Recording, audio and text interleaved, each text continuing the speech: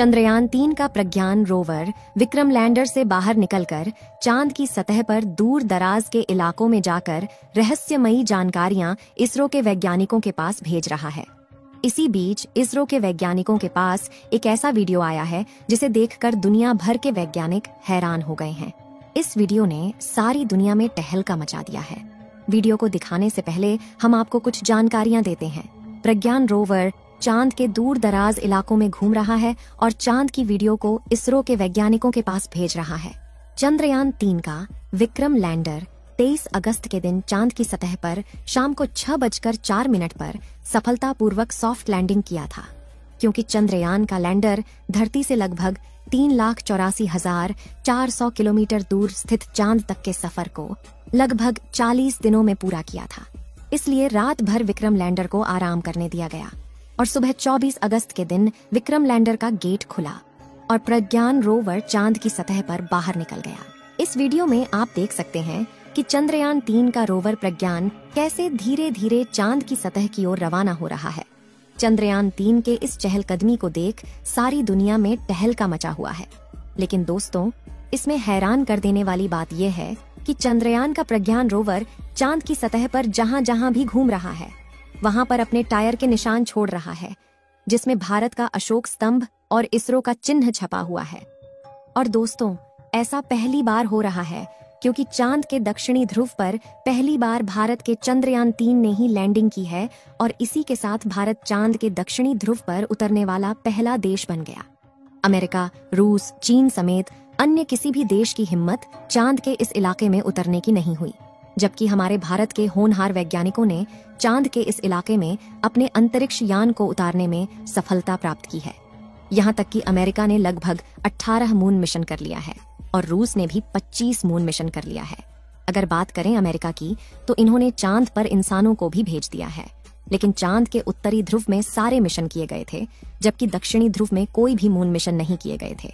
तो आखिर चंद्रयान के प्रज्ञान रोवर ने ऐसा क्या कमाल कर दिखाया जिससे दुनिया भर में भारत की ही नारे गूंज रहे हैं। आपको जानकर हैरानी होगी कि चंद्रयान-3 ने जैसे ही चांद की धरती पर अपने कदम रखे, वैसे ही इसरो के पास एक मैसेज भेजा कि मैं अपनी मंजिल पर पहुंच चुका हूं, जिसे देख इसरो की खुशहाली और ज्यादा बढ़ गई। इसरो के वैज्ञानिकों की आंखों से खुशी के आंसू बहने लगे थे। पूरी दुनिया में भारत और इसरो के नाम की जय जयकार हो रही थी। लेकिन इसी बीच हमारा विक्रम लैंडर और प्रज्ञान रोवर एक महाप्रयोग का शुभारंभ कर चुके हैं, जिसे चांद के इतिहास में सुनहरे अक्षरों में लिखा जाएगा। और इसके बारे में सुनकर आप भी खुशी से उछल पड़ेंगे। इसलिए अपनी उत्सुकता को कंट्रोल करके कुर्सी की पेटी बांध लीजिए, क्योंकि अब हम आपको जो बताने वाले हैं वो कोई साधारण बात नहीं है। दोस्तों, बात कुछ ऐसी है जैसा कि हमने आपको बताया कि 23 अगस्त के दिन चांद पर उतरने के बाद विक्रम लैंडर में थोड़ा आराम किया, क्योंकि उसने 55 लाख किलोमीटर का लंबा सफर तय किया था। और 24 अगस्त के दिन सुबह इसने अपने मिशन के अगले पड़ाव की तरफ बढ़ना शुरू किया, जो कि था चांद की सतह पर प्रज्ञान रोवर को रिलीज करना, जिसके लिए उसने अपना एक हिस्सा खोलकर प्रज्ञान को बाहर निकलने के लिए रास्ता बनाया। और जैसे ही चंद्रयान का प्रज्ञान रोवर विक्रम लैंडर के सीने से बाहर निकला, उसके बाद वह पल ऐतिहासिक बन गया। दोस्तों, चंद्रयान-3 के रोवर ने जैसे ही विक्रम से बाहर निकलकर चांद की सतह पर चलना शुरू किया, वैसे ही इसने चंदा मामा पर भारत की अमिट छाप छोड़ दी, क्योंकि इसरो ने प्रज्ञान रोवर के पहियों पर इसरो का लोगो और भारत का राष्ट्रीय प्रतीक अशोक चिन्ह को बनाया था, जिस वजह से यह चांद पर सफर करते हुए आगे बढ़ रहा है। वैसे ये अपने पीछे भारत के नेशनल सिंबल अशोक स्तंभ और इसरो के लोगो की छाप छोड़ते हुए आगे बढ़ता जा रहा है। यानी कि आज से 1000 साल बाद अगर कोई देश या एलियन प्रजाति चांद पर पहुंचेगी तो उसे भारत की यह छाप वैसी ही दिखाई देगी। लेकिन अब आपके मन में सवाल जरूर आ रहा होगा कि चांद की मिट्टी पर बने निशान कई सालों तक कैसे रह सकते हैं। ऐसा इसलिए क्योंकि चांद पर काफी पतला वातावरण है, इसलिए यहाँ पर धूल मिट्टी नहीं उड़ती। इसी वजह से साल 1969 में जब एस्ट्रोनॉट नील आर्मस्ट्रांग चांद की सतह पर पहली बार उतरे थे, तब से लेकर आज तक चांद पर उनके पैरों के निशान वैसे के वैसे मौजूद हैं। और चंदा मामा पर अपनी छाप छोड़ने के लिए भारत तो दुनिया भर की सभी एजेंसियों से सबसे आगे निकल चुका है, क्योंकि प्रज्ञान रोवर चांद के दक्षिणी ध्रुव पर जहां जहां जाएगा वहां वहां इसरो का लोगो और अशोक स्तंभ छापता जाएगा, जिसे खुद चंदा मामा भी नहीं मिटा पाएंगे। आपको बता दें कि चंद्रयान-3 के लॉन्च होने से पहले इसरो ने एक वीडियो जारी किया था, जिसमें दिखाया गया था कि प्रज्ञान रोवर जैसे जैसे आगे बढ़ता है वह पीछे अशोक चक्र और इसरो के लोगों का निशान छोड़ता जाता है। और अब वैसे ही अपने सफर की शुरुआत करके प्रज्ञान रोवर ने चांद की खाली जमीन पर भारत की कामयाबी का कारनामा करना शुरू कर दिया। तो जैसे कि आप जानते हैं कि चंद्रयान 3 का मिशन अगले 14 दिनों तक चलने वाला है। ऐसे में 14 दिनों में प्रज्ञान रोवर अपनी लैंडिंग साइट और आसपास के इलाकों में काफी लंबा सफर तय करने वाला है। तो जरा सोचिए कि मिशन पूरा होने तक चांद के इस इलाके में अशोक स्तंभ और इसरो के लोगों की कितनी हजारों फील्ड में बन जाएंगे।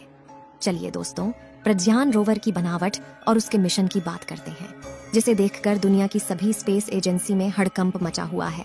प्रज्ञान रोवर का वजन 26 किलो है।